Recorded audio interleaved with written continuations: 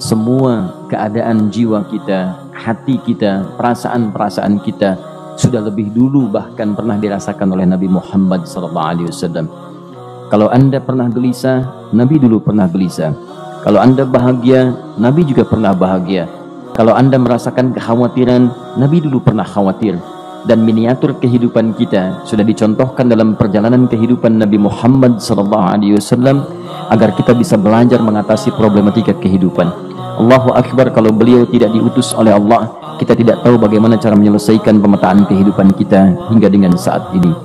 Bahkan satu ketika pernah beliau kemudian dalam masa yang telah panjang berdakwah, qadarullah kemudian ada wahyu yang jeda datangnya tidak seperti biasanya.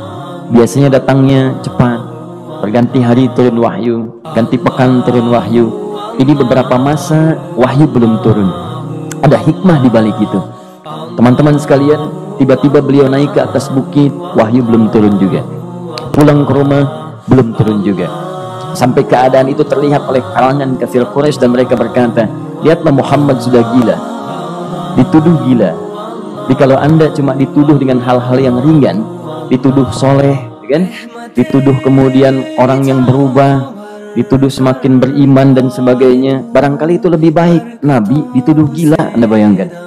Tuh Muhammad sudah gila, Muhammad sudah ditinggalkan oleh Tuhannya, Muhammad sudah kehilangan pegangannya, Muhammad sudah tidak punya orientasi, orangnya sudah nggak jelas, bolak-balik tidak karuan, naik ke atas bukit seakan-akan orang yang frustasi dan seterusnya. Tapi tahukah Anda apa yang terjadi?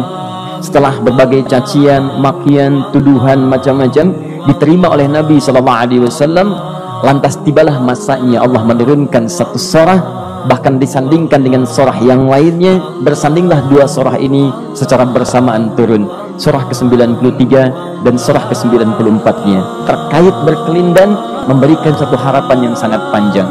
Kata Allah, wadduha wal laili idza saja ma wadda'aka rabbuka wa ma qala walal akhiratu khairul laka minal ula walasawfa yu'tika rabbuka fatarda alam yajidka yatiman fa'awa ووجدك ضالا فهدى ووجدك عائلا فأغنى فأما اليتيم فلا تقهر وأما السائل فلا تنهر وأما بنعمة ربك فحدث.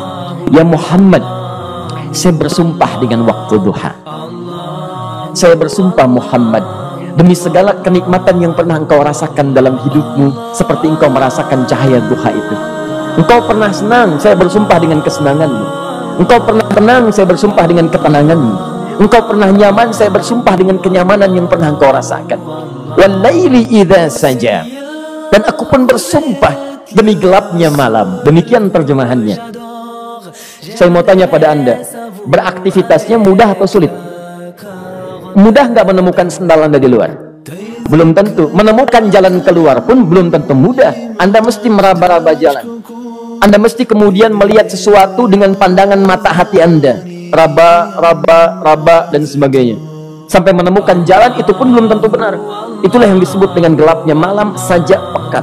Kadang-kadang ada orang yang menghadapi satu kesulitan yang pekat, suasananya siang, cuman karena masalahnya begitu pekat seakan-akan membuat diri dia gelap. Jalan susah, limbung gitu. Kenapa gelap ya? Padahal terang. Karena masalah menggelimuti dirinya, seakan-akan dia diselimuti masalah yang gelap. Bimbang dia, makan nggak enak, minum nggak nyaman, dan seterusnya.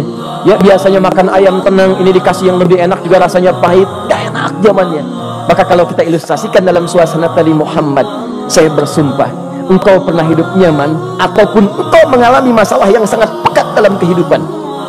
Engkau alami sesuatu yang dahsyat, sampai engkau bingung, bimbang, pekat, mereka menuduhmu dengan macam-macam. Ma wadda'aka rabbuka wa ma qala. Saya pastikan kepadamu, dalam keadaan nyamanmu seperti dulu ataupun engkau bimbang seperti sekarang, Tuhanmu tidak akan pernah meninggalkanmu ataupun menuduhmu gila.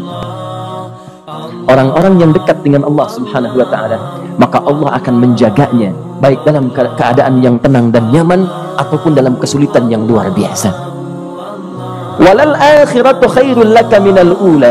Nanti saya akan tunjukkan kepadamu, jika kamu telah tabah dan sabar menerima cacian mereka, menerima tuduhan mereka, nggak apa-apa, ini kan muqaddimah, masa kamu masih panjang. Kamu masih panjang dalam berdakwah, kehidupan kamu masih panjang membawa tugas dan misi. Kalau kamu belum bersabar pada yang sekarang, bagaimana dengan yang di masa depan? Tapi saya pastikan kepadamu, jangankan yang seperti ini, masalah pekat yang paling hebat pun kamu akan hadapi, yang membuat kamu sedemikian sulit lebih daripada ini. Yakinkan pada jiwamu, aku tidak akan pernah meninggalkanmu. Ini prinsip dalam kehidupan kita. Jika Anda menggantungkan hidup kepada Allah, Anda bersandar dengan baik kepada Allah, maka ayat ini akan mengatakan, teman-teman sekalian, Allah tidak akan pernah meninggalkan Anda dalam setiap kehidupan Anda. Nanti, sekarang perjuangan, kata Allah, walal akhiratu khairul laka minal ula.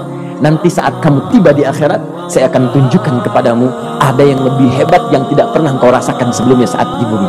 Tidak akan ada lagi kesulitan yang kamu hadapi, tidak akan ada lagi cacian yang kamu kemudian hadapi, tidak ada lagi kemudian tuduhan yang kemudian kamu rasakan. Aku akan berikan apapun yang kamu inginkan sampai kamu puas.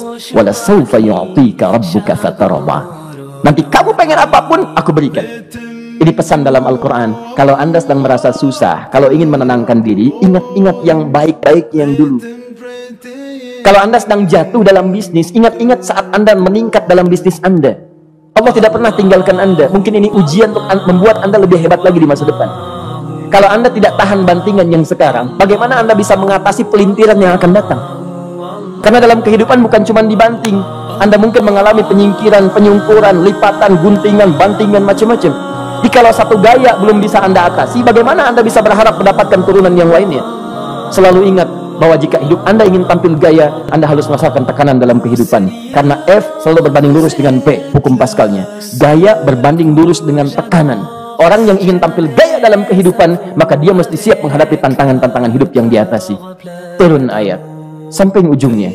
Jikalau kamu sudah begini lagi, jangan pernah kamu membentak orang lain, jangan pernah merendahkan orang lain, karena Allah pun menjaga setiap hamba sepanjang ia mendekat kepadamu. Barangkali kalau antum saat ini datang ke masjid ini untuk kajian, sedang bawa beban, ada kesulitan, penuh dengan macam-macam, barangkali dibacakan surat Ad-Duha tadi untuk memberikan harapan kepada Anda. Ini bukan PHP, karena ini bukan masalah urusan manusia. Ini adalah janji yang tidak akan pernah diingkari. Innallaha la yukhliful mi'ad. Kata Allah, Anda punya masalah, ingat suasana tenang pada masa lalu. Bukankah saya memberikan ketenangan kepadamu? Mendekat kepada saya, Anda bersabar, yakinkan bahwa ujian yang saya berikan saat ini sesungguhnya untuk membuat kamu lebih hebat di masa depan. Karena orang hebat tidak akan pernah sepi dari ujian untuk membuat dia lebih kuat menghadapi tantangan dalam kehidupan.